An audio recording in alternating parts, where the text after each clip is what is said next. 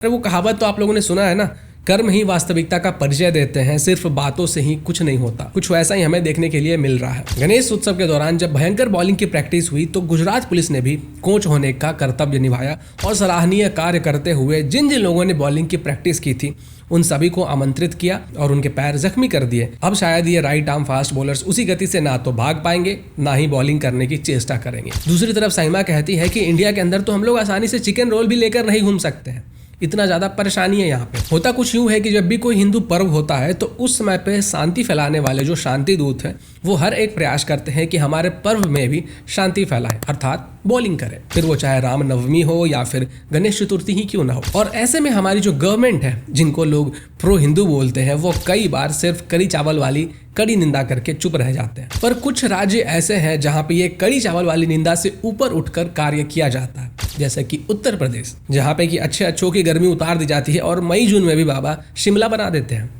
सनातन हिंदू धर्म का उपासक हूँ, सर्वे भवन्तु सुखिनः सर्वे सन्तु निरामया की बात करता हूँ। मैं किसी मत और मजहब का विरोधी नहीं, लेकिन जो भारत का विरोधी है मैं उसका विरोधी हूँ।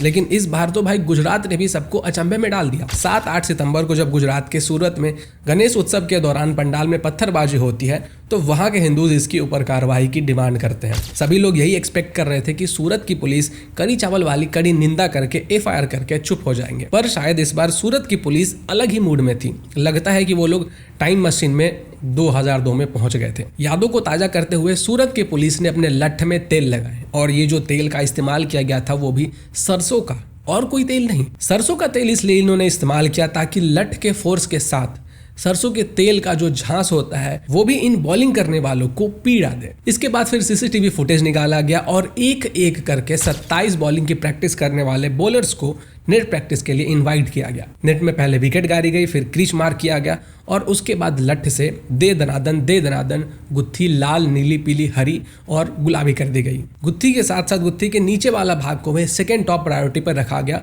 और उसे भी लाल, पीला, नीला, हरा और गुलाबी किया गया। वो क्या है कि सूरत की पुलिस LGBTQ+ कम्युनिटी को सपोर्ट करती है, उन्हें दिलो जान से चाहती है, इसलिए वो उनसे इंस्पायर्ड है और उन्हीं लोगों के सम्मान में इतने सारे कलर्स की सूरत पुलिस ने झड़ियां लगा दी। साइमा जो कि कुख्यात है अपने ट्वीट्स के लिए, वो कहती है कि मैंने एक महिला को देखा जिसने अपने हाथ में गणपति की मूर्ति रखी हुई थी और वो बहुत प्यारी लग रही थी और वहां पे जो लोग थे वो भी उसे प्यार की नजर से देख रहे थे। और एक है हमारा इंडिया जहाँ पे कि मुस्लिम्स चिकन रोल को भी आसानी से लेकर नहीं घूम सकते। ये ट्वीट पढ़ने में थोड़ा सा अटपटा लगा ना।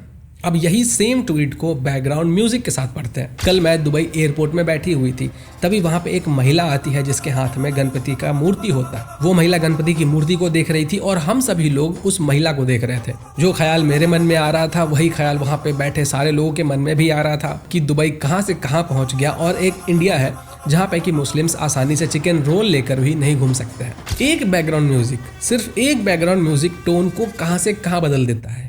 एक बैकग्राउंड म्यूजिक की कीमत तुम क्या जानो साइमा बाबू। साइमा जी ऐसा है कि दुबई के अंदर नियम कानून चलता है, लॉ एंड ऑर्डर चलता है। अगर यही सेम सीन बांग्लादेश में या फिर पाकिस्तान में एयरपोर्ट के बाहर में कहीं हो रहा होता तो वहां का नज़ारा कुछ और होता। वहां पे भी लोग बॉलिंग की प्रैक्टिस करते हुए नजर आते। साइमा जो कि एक RJ है, उसने भारत के अंदर गणेश उत्सव के दौरान हो रहे बॉलिंग की प्रैक्टिस के ऊपर ना बोलकर एक फर्जी कहानी सुनाई। सोचा होगा कि कुछ ही सही, कम से कम कुछ लोग तो ये जो बॉलिंग की प्रैक्टिस वाली न्यूज है उससे डाइवर्ट होंगे। हम लोग कहते हैं नेकी कर दरिया में डाल, लेकिन साइमा जी कहती होंगी बॉलिंग की प्रैक्टिस कर और फर्जी स्टोरी डाल। अरे मकसद जो नहीं भूलना है। खैर ये जो बॉलिंग की प्रैक्टिस वाले इंसिडेंट्स थे, ऐसे इंसिडेंट्स मध्य प्रदेश से भी सामने आए, लेकिन क्योंकि अब वहाँ पे शिवराज सिंह चौहान CM नहीं है तो बुलडोजर एक्शन देखने के लिए नहीं मिला। अगर CM शिवराज सिंह चौहान होते तो शायद नज़ारा कुछ और होता और बुलडोजर एक्शन हमें देखने के लिए मिलता। गुजरात के ही मुंद्रा से एक और इंसिडेंट सामने आया जिसमें 2 लड़के बाजार से गणपति जी की मूर्ति लेकर आ रहे थे अपने ऑटो में बैठकर। जब वो अपने घर की तरफ जा रहे थे तो